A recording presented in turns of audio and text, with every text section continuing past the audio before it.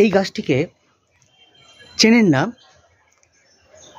অন্ততপক্ষে ভারত, বাংলাদেশ সহ এশিয়ার এই অংশের মানুষজন তা কিন্তু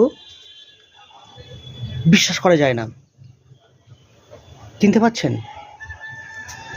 পান্নালাল ভট্টাচার্যের সেই বিখ্যাত গান, আমার মায়ের পায়ের জবা হয়ে ওঠে না ফুটে মন।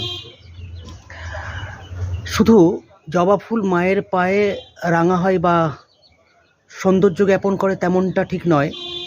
মায়ের পায়ে তো অবশ্যই অর্পিত হয় গভীর শ্রদ্ধার সঙ্গে,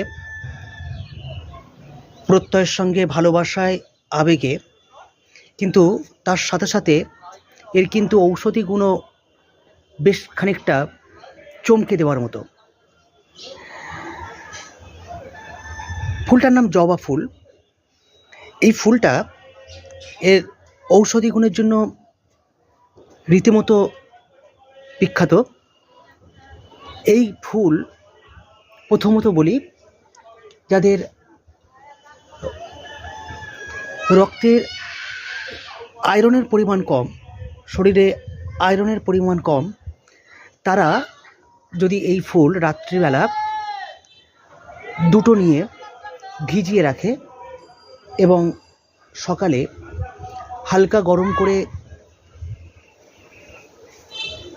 ছেঁকে খায়, তাহলে কিন্তু সপ্তাহখানেকের মধ্যে রক্তে আয়রনের যে ঘাটতি তা কিন্তু এটা পূরণ করে দেয়।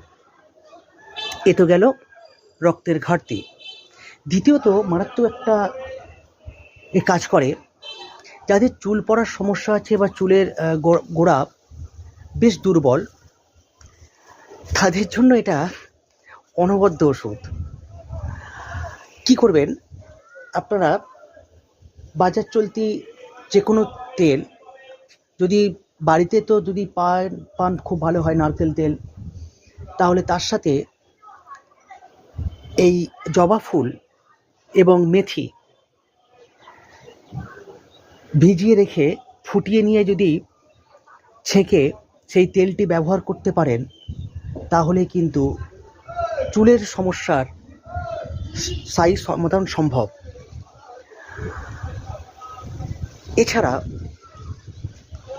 এই ফুল কিন্তু আমরা বাস্তবিকই, যদি কেউ সকালবেলা লিভার ডিটক্সের জন্য পানীয় হিসেবে